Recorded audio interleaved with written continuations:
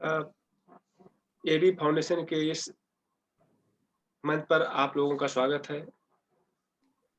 Sir, मैं C K Mishra AB foundation की तरफ से आप लोगों का पुनः स्वागत करता हूँ, क्योंकि एबी फाउंडेशन एक ऐसी संस्था है, जो लोगों को जोड़ने को के लिए, एजुकेट करने के लिए और ख़ास करके रूरल एरिया में जो लोग बिज़नेस कर रहे हैं, जो लोग वहाँ पे नया बिज़नेस करना चाहते हैं, गवर्नमेंट से कनेक्ट कराते हैं, अच्छे-अच्छे प्रोफ़ेशनल को ले जाते हैं वहाँ पे जो है। तो ऐसी इसी तत्वाधान में मैंने आपको जोड़ा हुआ है, क्योंकि वहाँ भी रूरल एरियाज़ में इस इन्वेस्टर्स को लेकर के बहुत इश्यू आते हैं, क्योंकि वहाँ पे उतने लोग एजुकेटेड भी नहीं होते हैं और वहाँ पे चार्टर्ड अकाउंटेंट तो होते नहीं, एडवोकेट्स या अदर प्रोफेशनल्स होते हैं जो चीज़ों को प्रॉपर ढंग से नहीं कैरी कर पाते हैं और बिज़नेसमैन परेशान होता है सर इसमें। एबी फाउंडेशन दिल्ली में रजिस्टर्ड है सर। पिछले अप्रैल से लगभग 50 से ज़्यादा वेबिनार कर चुका है। कोई ऐसा सेक्टर इसने नहीं छोड़ा है कि जिसमें वेबिनार ना किया हो, एडवोकेट से लेकर के ख़ास करके हम उनको उनकी जो बिज़नेस या उनकी उत्पत्ति होती है या एडवोकेट बन के हम क्या करेंगे, किस प्रोफ़ेशन में जाएँगे या बीटेक कर लिया तो कहाँ जाएँ हम? कभी-कभी होता था बच्चे बीटेक करने के बाद चले जाते थे, बैंक में नौकरी करने चले जाते हैं। तो हमने हमेशा ये मुद्दा उठाया है कि जो आपका प्रोफ़ेशन है, आप जिस भी प्रोफ़ेशन में हैं, आप उसी में आगे बढ़ें। पत्रकारों के लिए हमने किया था एडवोकेट, एमएसएमई के लिए, किसानों के लिए 20-25 हमने वेबिनार किया। इवन कई मिनिस्टर भी आ चुके हैं इसमें, अभी तक जो है, जो जनरल वीके सिंह जी हैं, कांग्रेस के कई मिनिस्टर आ चुके हैं, इवन कई प्रवक्ता और क पिछले वेबिनार में अभी हमारे साथ केएन गोविंदाचार्य जी भी थे।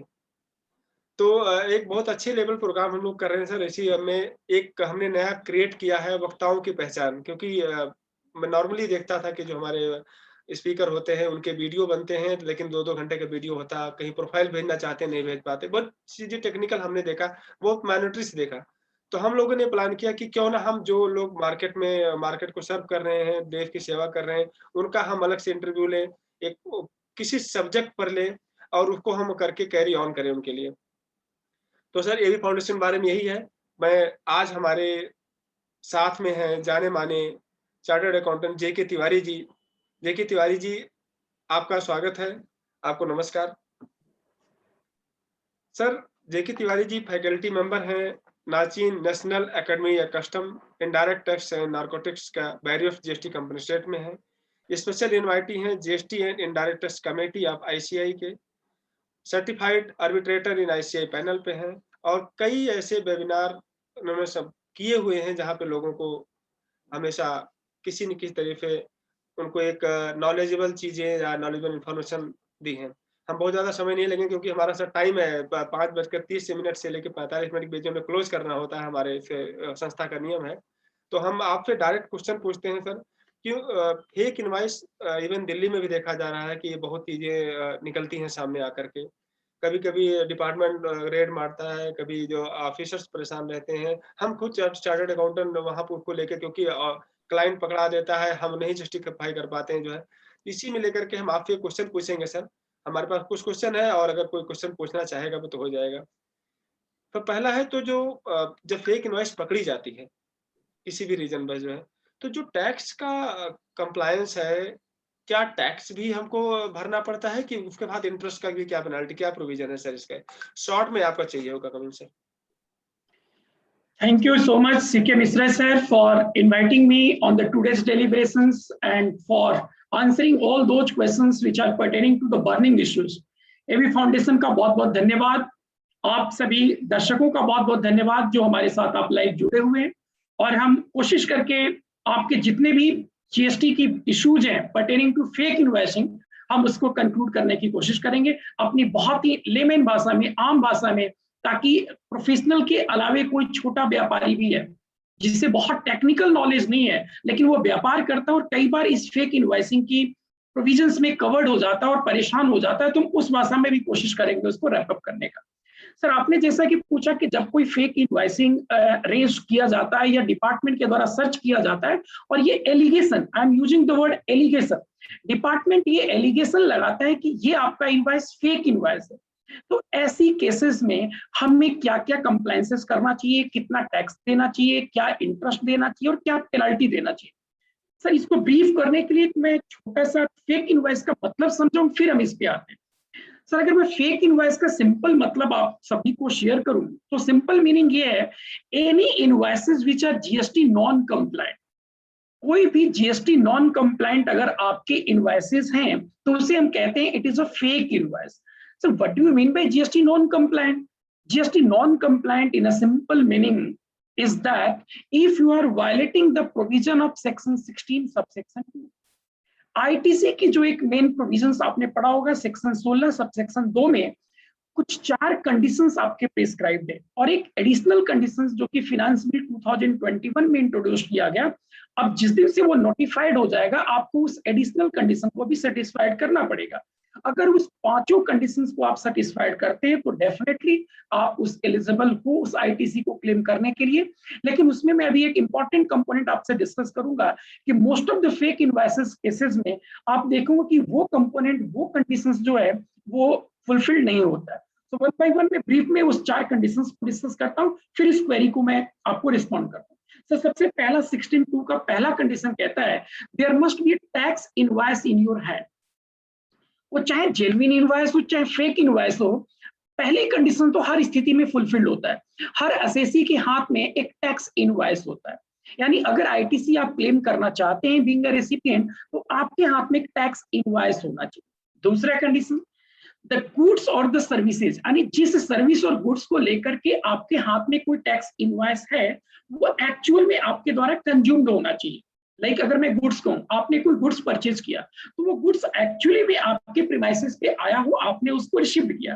लेट अस वो कोई सर्विस का बिल है, अगर हमने कहा कोई कंसल्टेंसी की बिल है और आपके हाथ में टैक्स इनवॉइस तो है, आपने एक्चुअली क्या उस कंसल्टेंसी सर्विसेज को रिसीव किया है, क्या कंज्यूम्ड किया है क्या?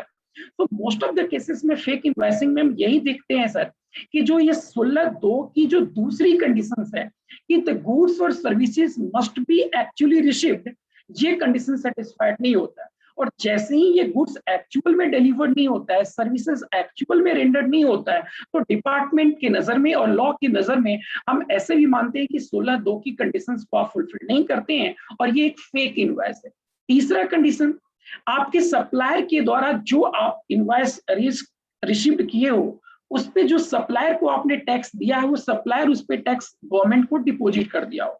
गवर्नमेंट को डिपॉजिट करने का मतलब ये कि सिर्फ कैश में ही नहीं है, अगर उस सप्लायर के पास कोई एलिजिबल आईटीसी है तो ITC is a vested right, वो अपने आईटीसी से भी सेटअप कर सकता है और सेटअप करने के बाद अगर कोई लायबिलिटी रहती है तो डेफिनेटली उसको पे करना पड़ेगा। And the last condition is that being a recipient आप अपने रिटर्न्स में उसको उस आईटीसी को क्लेम कर लियो। ये तो 4 कंडीशन जो 1 जुलाई 2017 से आज तक चला आ रहा है। अब एक इंपॉर्टेंट अमेंडमेंट भी आ गया है फाइनेंस बिल 2021 में, वो कहता है आप सिर्फ 4 कंडीशन सेटिस्फाइड करोगे तो नहीं चलेगा, आपको एक एडिशनल कंडीशन भी सेटिस्फाइड करना पड़ेगा और वो double clause A section 16 subsection 2 में इंसर्ट किया गया। क्या इंसर्ट किया? अगर मैं सिंगल लाइन में आपसे कहूं, it is nothing but validation of rule 36(4). 36(4) एक रूल आप सभी जानते होंगे कि आपकी जो भी 2A 2B में शो हो रहा है उतना लो, और जो पहले शुरुआती दौर में हम 20% की बफर बनाते थे, लेटर स्टेज पे वो 10% हुआ एंड नाउ इट इज 5%। यानी जो 36(4) की प्रोविजंस रूल्स के तहत लाया गया था उसको अब एक्ट में वैलिडेट कर दिया गया। What double clause A provided under section 16 subsection 2 is, if you want to claim ITC, your supplier must fill outward statement of supply, that is known as GSTR1. Means statement of outward supply must be filed by your supplier and communicated to the recipient. So one more additional condition is provided under section 16 subsection 2. यानी कुल मिलाकर के ये 5 conditions आप satisfied करते हैं तो आप आईटीसी क्लेम करते हैं। हमने कहा कि मोस्ट ऑफ द केसेस में हमारा 16(2) की जो दूसरी कंडीशन है बी क्लॉज जो है वो सेटिस्फाइड नहीं होता, इट मींस गुड्स हम एक्चुअल में रिसीव नहीं करते। अब हम आते हैं सर अपने सवाल पे। जी आपको इंटरप्ट करूंगा, आप कोशिश करें हिंदी में क्योंकि ये हमारा पूरा वीडियो रूरल एरिया के लिए बनाया जा रहा है, तो अच्छा, हम रिक्वेस्ट करेंगे क्योंकि हमारा पर्पज है कि चार्टर्ड अकाउंटेंट को जस्टिफाई करना नहीं, मैं रूरल एरियाज को लोगों के लिए जो लोग नहीं जानते हैं, प्लीज सर। जी तो हम सभी ऐसे हालात में देखते हैं कि जो 16(2) की दूसरी कंडीशन है जिसमें हमने कहा कि आपके गुड्स और आपके सर्विस आपके द्वारा एक्चुअल में प्राप्त नहीं किया जाता है, और जब वो गुड्स और सर्विस आपके द्वारा एक्चुअल में रिसीव्ड नहीं होता है, प्राप्त नहीं होता है, तो ऐसे सप्लाई को हम कहते हैं फेक इनवॉइस। यानी आपने कोई मेयरली एक टैक्स का इनवॉइस आपके हाथ में ले लिया, आपने बैंकिंग ट्रांजेक्शंस रोटेट करा लिया, पर एक्चुअल में आपने उस गुड्स को रिसीव नहीं किया। डेफिनेटली इसमें कैश की ट्रांजेक्शन हुई होगी। सो हम उस डिटेल पे नहीं जाते। आप सभी जानते हैं कि अगर हमने कोई बिल, बीइंग अ रेसिपिएंट, मैंने कोई बिल रेज कराया अपने नाम पे और मैंने कोई आरटीजीएस किया सप्लायर को और हमने एक्चुअल में गुड्स नहीं लिया, तो डेफिनेटली उसके एवज में कैश लौट गया। That's why I am saying that. इसीलिए मैं कह रहा हूं कि ये जो सप्लाई है वो हमारा कौन सा सप्लाई है, फेक सप्लाई है, फेक इनवॉइस। अब एक सबसे इंपॉर्टेंट बात इसके आता है, जैसे सीके मिश्रा सर ने जो रेज किया, बहुत ही इंपॉर्टेंट और बहुत लोग इस पे कंफ्यूज है। कंफ्यूज का मेरा मतलब सीधा है कि डिपार्टमेंट आपसे कुछ और कहता है और लॉ की प्रोविजंस कुछ और कह रहा है। तो सुनिए डिपार्टमेंट क्या कहता है, लॉ में क्या लिखा हुआ है और मेरा इस पे अपना क्या ओपिनियन है। सर डिपार्टमेंट कहता है कि जैसे ही आपका केस बुक होता है फेक इनवॉइसेस का, तो डिपार्टमेंट आपसे 3 बातें कहता है। कहता है कि आप DRC 01 जमा करो और जितने की भी आपकी टैक्स अमाउंट है वो टैक्स अमाउंट आप जमा करा दो। अब जमा कराने का मतलब यहाँ कैश में भी करा सकते हैं या आपके बुक्स में कोई आईटीसी पड़ा हुआ है, इनपुट टैक्स क्रेडिट पड़ा हुआ है, तो आप उस सभी इनपुट टैक्स क्रेडिट से भी टैक्स की अमाउंट को रिवर्स कर सकते हैं। कितने अमाउंट का, जितने अमाउंट का आपने कोई फेक इनवॉइसिंग लिया हुआ है या जितने अमाउंट का डिपार्टमेंट आपको एलिगेट कर रहा है। हम कंफर्म नहीं करें कि वो फेक है नहीं है, डिपार्टमेंट के सभी एलिगेशन को हम नहीं कह सकते फेक है, पर हम हाइपोथेटिकली ये मान के चलते हैं कि yes it is a case of fake invoice. तो कहता आप DRC 03 मुझे दीजिए जिसमें जितना की आईटीसी था उतना आप क्या करो, रिवर्स कर दो, या तो कैश में जमा कीजिए या आपके बुक्स में आईटीसी पड़ा है तो। दूसरा सबसे इंपॉर्टेंट जो पॉइंट है, अब हम कोई फेक इनवॉइस आज के 2 साल पहले हमारे पे एलिगेशन लगाया कि मैंने जो इस इनवॉइस को लिया था, जिसको आईटीसी हमने बुक्स में क्लेम किया था, वो 2 साल पहले और डिपार्टमेंट ने आज केस बुक किया। तो जब आज केस बुक किया गया तो डेफिनेटली टैक्स का अमाउंट तो चेंज नहीं होगा। जो 2 साल पहले टैक्स था आज भी टैक्स वही रहेगा। समझने के लिए अगर मैं कहूंगी 1 लाख का कोई बिल था, 1 लाख का कोई बिल था, उस पर हमारा कोई आईटीसी था 18% का, तो डेफिनेटली 18,000 का सर आईटीसी हो गया। यानी 18,000 आईटीसी तो आप क्या करो, कैश में या आईटीसी से पड़ा है वो पे कर दो। लेकिन चूंकि आपने उस 18,000 की क्रेडिट को 2 साल पहले क्लेम कर लिया और आज वो आपका जो फेक इनवॉइस का इशू है वो आज पकड़ा जा रहा है, तो उतने पीरियड तक आपको इंटरेस्ट भी देना पड़ता है। जो कि सर ने सवाल रेज किया कि इस पे इंटरेस्ट देना पड़ेगा और कितना देना पड़ेगा। डिपार्टमेंट कहता है कि आप इस पे इंटरेस्ट तो देंगे 24% पर एनम देंगे। तो ध्यान रखिए हमने 3 बात कहा। नंबर 1, जितना कि आपने फेक आईटीसी क्लेम किया है, अवेल्ड यूटिलाइज किया है, वो आप टैक्स दीजिए। दूसरा, जिस पर्टिकुलर पीरियड ऑफ टाइम में, यानी जिस पर्टिकुलर डेट को आप पे कर रहे हैं और जिस पर्टिकुलर डेट की आपकी उसकी लायबिलिटी बनती थी, वहां से लेकर के जितने भी पीरियड का गैप आ रहा है उसमें 24% पर एनम के हिसाब से आप इस पे इंटरेस्ट पे कीजिए। साथ ही साथ आप चाहते हैं कि वॉलेंटरली हमारा ये केस यहीं पर क्लोज हो जाए, तो आप 15% का उस पर पेनाल्टी भी पे कीजिए। और अगर आप ये तीनों कंपोनेंट टैक्स, इंटरेस्ट और पेनाल्टी DRC 03 भर के देते हैं, जिसमें टैक्स कितना होगा, जितना आपकी फेक आईटीसी का एलिगेशन है, इंटरेस्ट कितना होगा, जिस पर्टिकुलर पीरियड ऑफ टाइम में आपकी उसकी लायबिलिटी थी भरने की और जिस तारीख को आप भर रहे हैं, 24% के रेट से आप इंटरेस्ट भरेंगे एंड 15% आप पेनाल्टी पे करेंगे। ये तीनों ही कंपोनेंट जब पे करते हैं तो डिपार्टमेंट कहता है कि यस अब हम एग्री हैं, आप फ्री हो गए इस पर्टिकुलर ट्रांजेक्शन से रिलेटेड। आप सुनिए सर, यहाँ एक बहुत बड़ा इंपॉर्टेंट प्रोविजंस में आपको इंसर्ट करना चाह रहा हूं कि क्या जो 24% की इंटरेस्ट डिपार्टमेंट आपसे मांग रहा है वो वैलिड है। लॉ क्या कहता है इसको लेकर, सुनिए लॉ की प्रोविजंस क्या कहता है। जब हम इंटरेस्ट की बात करते हैं तो सर इंटरेस्ट में CGST एक्ट का सेक्शन 50 की हम डिस्कशन करते हैं, क्योंकि सेक्शन 50 में ही इंटरेस्ट का डिस्कशन किया हुआ है। इंटरेस्ट के लिए 3 प्रोविजंस प्रोवाइडेड है सेक्शन 50 में। सबसे पहला सबसेक्शन 1 क्या कहता है, the maximum rate of interest under CGST law can not be exceeding 18%। 50(1) में कभी भी किसी हालात में 18% से ज्यादा इंटरेस्ट नहीं हो सकता। 50(2) क्या कहता है कि किस पार्टिकुलर डेट से आपका इंटरेस्ट लेविड होगा, तो जो कि अब अपने एग्जाम्पल में समझाया कि जो डेट होगा, जैसे मैं समझाने के तौर पे कहूँ कि आपने 2 साल पहले, अगर ये मैं कहूँ अभी मंथ चल रहा आपका जून, आपने जून 2018 में कोई फेक आईटीसी फेक बिल आपने लिया था, तो डेफिनेटली आपकी उस जून की बिल पर जो टैक्स की देने की देनदारी होगी, लायबिलिटी होगी, वो कितने तारीख का होगा? अगले महीने के 20 तारीख, यानी 20 जुलाई को। यानी 20 जुलाई 2018 को उस बिल पे आपको टैक्स पे करना होता। एक्चुअल होता तो डेफिनेटली आपका आईटीसी है, नहीं है तो उसी तारीख को पे करना था। तो कह रहा है कि 20 जुलाई से लेकर के कब तक, जिस दिन आप इस टैक्स को जमा करेंगे उतने पीरियड तक इंटरेस्ट लगेगा। यानी 50 दो एक टाइम बताता है कि किस पीरियड से आपका इंटरेस्ट कैलकुलेट होगा। तो सिंपल भाषा में ये कहता है कि जिस दिन आपकी लायबिलिटी थी उसके अगले दिन से आपका इंटरेस्ट शुरू हो गया। जमा कर देते हैं तो नहीं करेंगे तो होगा। अब आते हैं हम जो कि इस हमारी इस प्रोविजन से जुड़ा हुआ है, सेक्शन 50(3). वो क्या कहता है? वो कहता है कि मैक्सिमम रेट ऑफ इंटरेस्ट 24% भी हो सकता है। लेकिन जो वो 24% इंटरेस्ट की बात करता है तो सर वो फेक की इनवॉइस की बात नहीं करता है। वो सुनिए क्या कहता है, the maximum rate of interest is 24% in case of section 42(10) and 43(10). 24% का इंटरेस्ट हो सकता है अगर हमने कोई वायलेशन किया 42(10) का या 43(10) का। अब सवाल आता है कि ये 42(10) और 43(10) क्या है?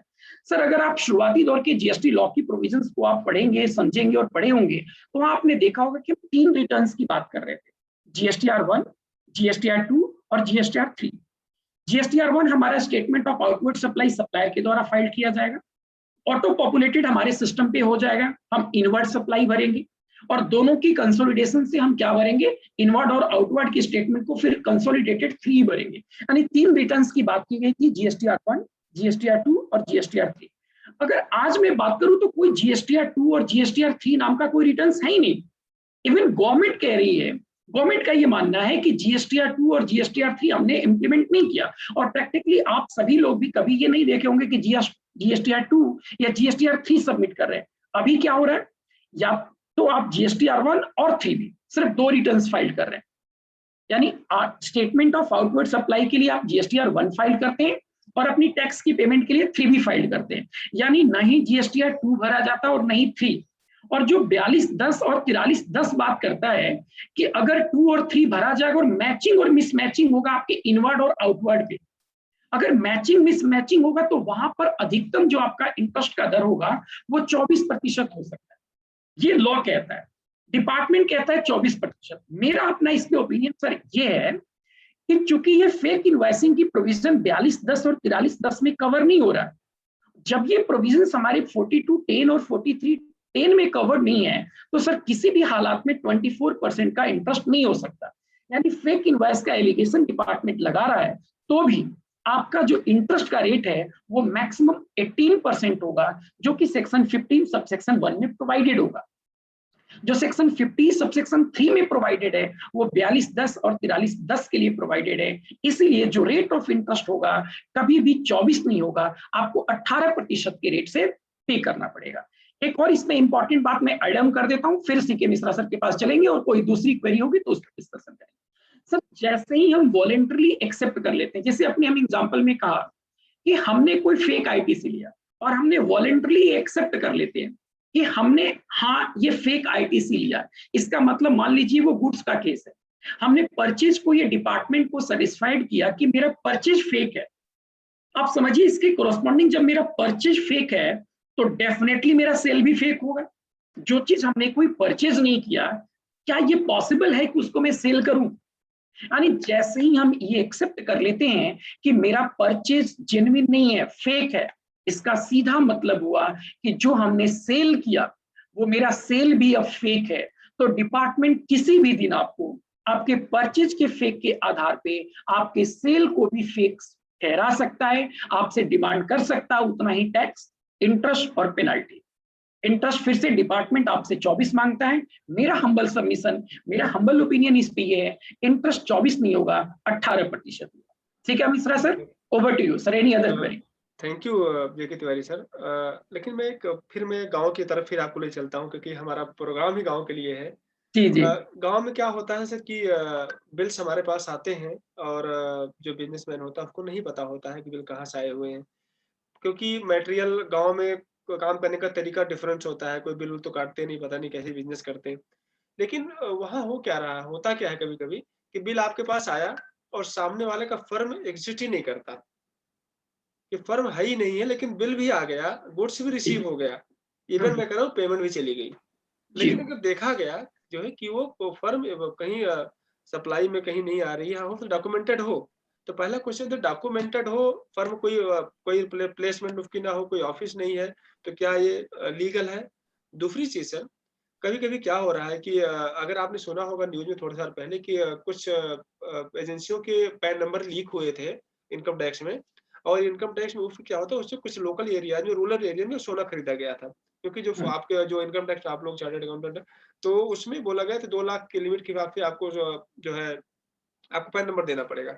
तो हुआ फिर क्या कि रूरल एरियाज़ में लोग उसको पैन नंबर किसी का दे करके सोना खरीदे। बाद में उनके पास नोटिस आने स्टार्ट हो गया।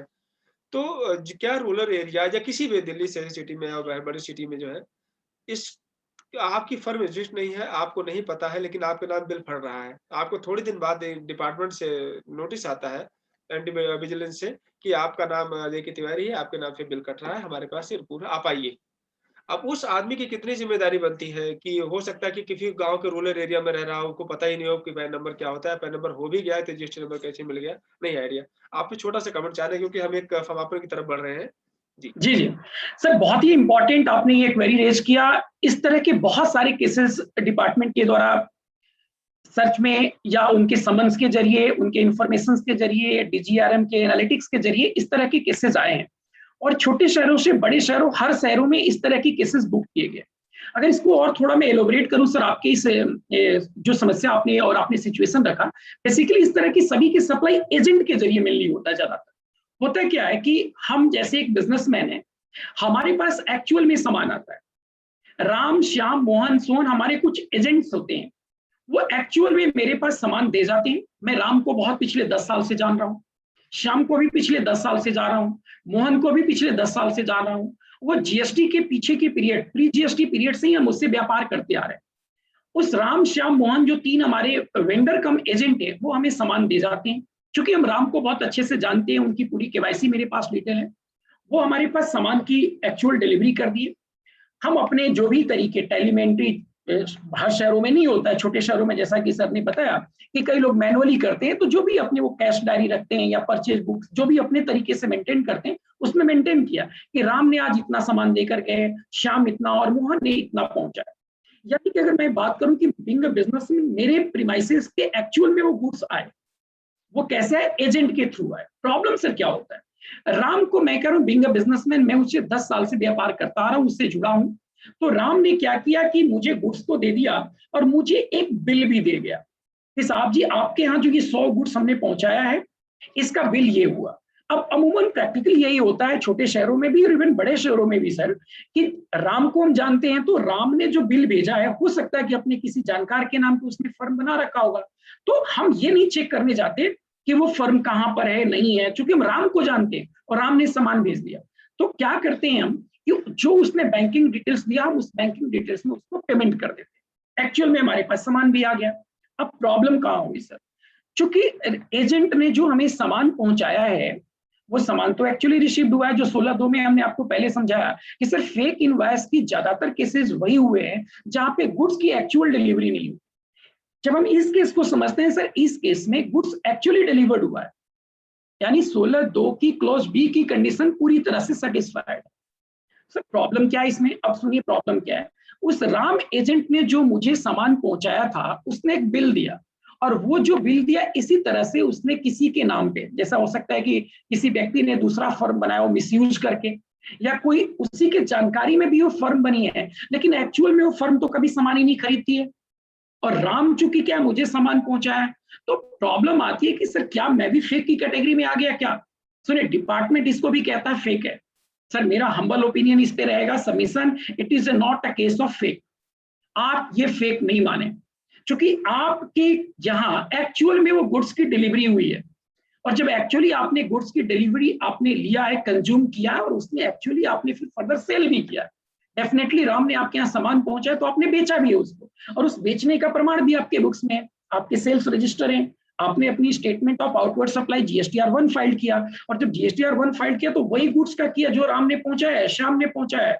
तो सर ऐसे किसी भी तरह के जब केसेस आते हैं जिसमें गुड्स एक्चुअली डिलीवर्ड होता है, लेकिन उसने जो बिल दिया वो किसी और के नाम का दे दिया, जो कि एक नॉन एग्जिस्टेंट फॉर्म हो भी सकता है और नहीं भी हो सकता है, लेकिन डिपार्टमेंट इसको हर हाल में आपको फेक कहता है। सर मेरा मानना है इसको कभी भी, अब मैं एक सेक्शन आपसे यहाँ पे समझाने जा रहा हूँ, सेक्शन 73 और 74, अगर फेक का केस है तो डिपार्टमेंट आपसे 74(5) में डीआरसी 03 मांगता है। 74(5) क्या कहता है कि अगर आपने कोई विलफुल मिस स्टेटमेंट या फेक क्रेडिट लिया तो आपको हर हाल में जो आपकी टैक्स की डिपॉजिट होगा वो 74(5) में होगा। और यही वो रीजन है कि 74(5) में जो रेट ऑफ इंटरेस्ट है वो डिपार्टमेंट आपसे 24 मांगता है और मिनिमम 15% का पेनाल्टी मांगता है। मेरा मानना है पहली बात ये फेक है नहीं, लेकिन कई बार क्या होता है कि थ्योरेटिकली मेरे लिए बोलना बड़ा आसान है, डिपार्टमेंट आपको प्रेशराइज कराता है कि नहीं आपको टैक्स जमा करना पड़ेगा। सर पहली बात तो ना करें, और किसी हालात में मैं कह रहा हूं जमा करना पड़े तो सर आप 74(5) में अपनी डीआरसी 03 ना जमा करें, आप 73(5) में करें। 73(5) में करते हैं तो आप फेक आईटीसी से बाहर आ जाते हैं, फेक इनवॉइसिंग से बाहर आ जाते हैं। मतलब बेनिफिट नंबर 1, आप पे पेनाल्टी नहीं लेविड होगा। नंबर 2, आपका रेट ऑफ इंटरेस्ट लॉ के भी हिसाब से और डिपार्टमेंट भी इसको 18 ही कहता है। और टैक्स तो सर अगर कोई डिस्क्रिपेंसीज है तो करनी पड़ेगी। और फाइनल जो इसका डिस्क्रिपेंसीज जो फाइनल इसके आउटकम आएगा अपील के थ्रू, ट्रिब्यूनल या ऑनरेबल हाई कोर्ट्स के थ्रू, अगर वो आपके फेवर में आता तो डेफिनेटली वो पूरा आपको विद इंटरेस्ट रिफंड भी मिल जाएगा। अगर आपके एनी हाउ अगेंस्ट आता है तो फिर किसी तरह से आप पे फर्दर कोई कार्रवाई नहीं होगा। दूसरा एक इंपॉर्टेंट बात यहाँ पे और ऐड ऑन करना चाहूंगा, प्रॉब्ली होता है कि हम सिर्फ जीएसटी का एंगल देखते हैं, इस फेक इनवॉइसिंग में इनकम टैक्स का भी एंगल जुड़ा हुआ है। अगर आप 74(5) में कोई टैक्स की पेमेंट करते हैं, आप फेक इनवॉइसिंग वॉलंटरी एक्सेप्ट कर लेते हैं, सर आपके सभी के सभी एक्सपेंस वो डिसअलाउड हो जाएंगे, वो एक्सपेंस ही अलाउड नहीं होगा। साथ ही साथ याद रखिए एक सेक्शन इंसर्ट किया गया था फिनेंस बिल 2020 में 271 AAD, वो कहता है जितने के बराबर टैक्स अमाउंट है वो नहीं, जितने के बराबर आपके ट्रांजैक्शन है, ट्रांजैक्शन अमाउंट के बराबर आपके ऊपर पेनाल्टी भी लगाया जा सकता है। यानी अगर आपने 74(5) में जमा करा दिया तो जीएसटी की प्रोविजंस के तहत तो टैक्स, इंटरेस्ट और पेनाल्टी, लेकिन 73 में करेंगे तो ये इनकम टैक्स की आप फेक इनवॉइसिंग से बाहर आ जाएंगे, यानी आपका एक्सपेंस भी डिसअलाउड नहीं होगा और आप पे किसी भी तरह की कोई इनकम टैक्स की भी पेनाल्टी लेविड नहीं होगा, और इवन जीएसटी में तो 73 के जरिए पेनाल्टी है ही नहीं। सो आई थिंक कि आपके दूसरे सवाल का भी जवाब मिल गया होगा सीके मिश्रा सर। अगर कोई और भी क्वेरी हो, इसका मतलब ये है कि अगर आपके पास अच्छा चार्टर्ड अकाउंटेंट हो तो आप किसी भी परिस्थितियों से बाहर निकल सकते हैं। अगर मैं समराइज करके कहूँ कि क्योंकि चार्टर्ड अकाउंटेंट जो प्रोफेशन है बहुत ही टॉप और बहुत ही डिग्निटी वाला प्रोफेशन है। सर मैं एक आउट ऑफ बॉक्स से एक क्वेश्चन पूछना चाहूंगा, क्योंकि खास करके उत्तर जी प्रदेश में जी हो रहा है जो है, क्योंकि हमारा समय तो निकल रहा है, लेकिन फिर भी मैं अपने टीम से जी मैं रिक्वेस्ट करूंगा एडिट करने के लिए कि आपकी फर्म जी दिल्ली में है और आपने एक ऑफिस लखनऊ में खोला, दूसरी ऑफिस कोलकाता में खोला, तीसरी ऑफिस जो है जी मुंबई में खोला। आप दिल्ली में रजिस्ट्रेशन लेना नहीं चाह ठीक रहे है। हैं। आपने कहा लखनऊ में हम रजिस्ट्रेशन लेंगे जो है, लेकिन वो ब्रांच ऑफिस हमारी होगी। आपकी डीड जो होगी पार्टनरशिप डीड, अगर मैं गलत नहीं हूँ तो पार्टनरशिप डीड आपकी तो दिल्ली में बनेगी, क्योंकि आपके रजिस्टर्ड बिल्कुल। ऑफिस दिल्ली में, रजिस्टर मतलब हेड जी ऑफिस दिल्ली बना रखा है, आपने जी रजिस्ट्रेशन नहीं कराया। आप रजिस्ट्रेशन लखनऊ में करवा रहे हैं, तो क्या लखनऊ का जीएसटी का डिपार्टमेंट आपसे कह सकता है कि नहीं हमें जीएसटी जो पार्टनरशिप डीड होगी लखनऊ के एड्रेस पर रजिस्टर करके दीजिए?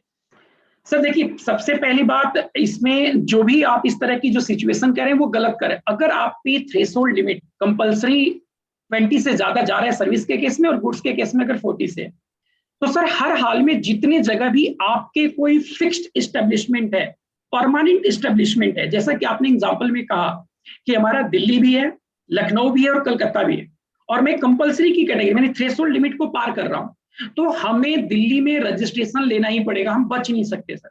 Reason being, if there is a fixed establishment in any other states, जिस स्टेट्स में मैं होगा आपको आपको बताऊंगा, रजिस्ट्रेशन लेना ही पड़ेगा। एक दिल्ली में कंसेप्ट है, या मुंबई अगर आप देखिए, मुंबई तो नहीं कह सकते, खास करके दिल्ली में, कि क्योंकि दिल्ली 2 स्टेट से घिरा हुआ है और वहाँ पे एक तरफ उत्तर प्रदेश है, दूसरी तरफ हरियाणा हमारा कवर करता है। तो हम लोग क्या करते हैं, या जो बिज़नेसमैन करता है कि फैक्ट्री तो नोएडा में लगाएगा, लेकिन रजिस्टर्ड ऑफिस दिल्ली रखेगा। अब इस कंडीशन में हमारी थ्रेशोल्ड लिमिट मिनिमम नहीं क्रॉस होती है। आप नहीं क्रॉस हो रही है, तो क्या जीएसटी डिपार्टमेंट ये कह सकता है कि आप डीड रजिस्ट्रेशन वाली बात नहीं है, क्या डीड आपकी चेंज कराएगा? क्योंकि डीड तो हमारी सिंगल है, कॉन्स्टिट्यूशन हमारी अलग है, तो डीड तो नहीं दोबारा मांग सकता ना सर। डीड को लेकर के डिपार्टमेंट नहीं कह सकता कि मुझे दोबारा दीजिए डीड, कि आपका प्रिंसिपल प्लेस है कि एडिशनल प्लेस है, इसको लेकर के नहीं। अगर आपके एग्जांपल को मैं समझू कि हमारा जो वॉलेंट्री रजिस्ट्रेशन है, अगर मैं आपको और बेटर से करूं कि हमारे कंपलसरी रजिस्ट्रेशन नहीं था, वॉलेंट्री रजिस्ट्रेशन है। सो वॉलेंट्री रजिस्ट्रेशन के केस में कभी भी डिपार्टमेंट ये नहीं कह सकता कि चूंकि आपका हेड ऑफिस कहीं और है, आपका एडिशनल प्लेस है, तो आप इसको चेंज कीजिए, ऐसा नहीं कर सकता। हाँ, इसमें अपने को क्या ध्यान रखना होगा कि किसी भी हालात में हम जो जिसको रजिस्टर्ड ऑफिस करें वहां से कोई इनवॉइस रेज नहीं हो सकता। अब हमारा principal place of business additional place ही बन जाएगा, यानी जो कुछ भी हम जीएसटी की कंप्लायंसेस करेंगे, जो इनवॉइस रेज करेंगे, वो सभी के सभी हमें उसी प्लेस को दिखाना होगा जहां पे हमने रजिस्ट्रेशन लिया। क्योंकि जिस प्लेस पे हमने रजिस्ट्रेशन नहीं लिया वहां से जीएसटी की कोई कंप्लायंस नहीं कर सकते। हाँ, लेकिन डीड में कोई चेंज करने को लेकर के कोई ऐसी प्रावधान नहीं है कि जिसको चेंज करना पड़े। एक छोटा क्वेश्चन सर और है हमारे पास, आ रहा है मैसेज पे, देख रहा था कि आपकी फर्म दिल्ली में रजिस्टर्ड है, आपने कलकत्ता या लखनऊ में ऑफिस खोल लिया है, दिल्ली में रजिस्टर्ड करा रखा है, कलकत्ता का कुछ काम करते हैं लेकिन बिलिंग आपकी 100% दिल्ली से होती है, आप वहाँ कोई खर्चा नहीं क्लेम करते, बस ऑफिस दिखा रखा है आपने, जो है नॉर्मली जैसे चार्टर्ड अकाउंटेंट लोग करते हैं, तो क्या वहाँ पे जीएसटी नंबर लेना जरूरी है? क्योंकि बिलिंग क्योंकि होती है गुड़गांव में, जो हेड ऑफिस गुड़गांव है क्लाइंट का, तो हमें फिर से मैं समझ गया आपके प्रश्न सर, फिर से कैटेगरी देखना पड़ेगा। अगर आपकी थ्रेशोल्ड लिमिट एक्सीड कर रही है, आप बिलिंग डेफिनेटली दिल्ली से बैठ के कर रहे हैं और आपका फिक्स्ड एस्टेब्लिशमेंट है, वर्ड यूज करूं फिक्स्ड एस्टेब्लिशमेंट, मतलब आपका वहां ऑफिस एग्जिस्ट कर रहा है और आपकी सभी की टर्नओवर मिलाकर के एक्सीड कर रहा है, तो डेफिनेटली लॉ के हिसाब से आपको लेना चाहिए। प्रैक्टिकली सर्विस इंडस्ट्री में लोग इसको स्किप कर जाते हैं, रीजन बीइंग कि कोई वहां से इनवॉइस नहीं रेज करते हैं, अपने हेड ऑफिस से सारे के सारे इनवॉइस रेज करते हैं और सारे एक्सपेंसेस वहां बुक कर लेते हैं, तो किसी तरह की कोई इश्यू नहीं आती है। पर अगर मैं जो लॉ की बात करता हूं, अगर आपने उस क्रॉस लिमिट को क्रॉस कर देते हैं 20 लाख की लिमिट को, तो जितने जगह आपके एडिशनल प्लेसेस हैं, जितने अदर स्टेट्स में, यानी सभी स्टेट्स में जहां भी आपका फिक्स्ड एस्टेब्लिशमेंट होगा, रजिस्ट्रेशन की प्रोविजंस की अगर मैं बात करूं तो लेने की करता है। प्रैक्टिकली अगर हमने वहां पे कोई इनवॉइस रेज नहीं किया और सर्विस का केस है, तो हम ऐसा कर सकते हैं, जो करते आ रहे हैं, बहुत सारे लोग करते हैं। Thank you sir, thank you जेके तिवारी जी, ये एवी फाउंडेशन में आपने इतना टाइम दिया।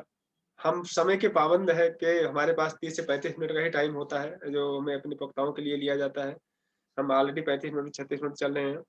आपका धन्यवाद। आप 4 लोग आए, हमें हमारे यहाँ एक सिस्टम है कि हम लोग नहीं इकट्ठा करेंगे, हमें उन वक्ताओं के लिए बात करनी है जो देश और समाज की सेवा कर रहे हैं। आपका ये वीडियो फिर एडिट करके आपके पास दिया जाएगा और अगले भी किसी नए शख्स के साथ हम दोबारा हाजिर होंगे। नमस्कार। धन्यवाद सर, धन्यवाद एवी फाउंडेशन, धन्यवाद CK Mishra sir, thank you.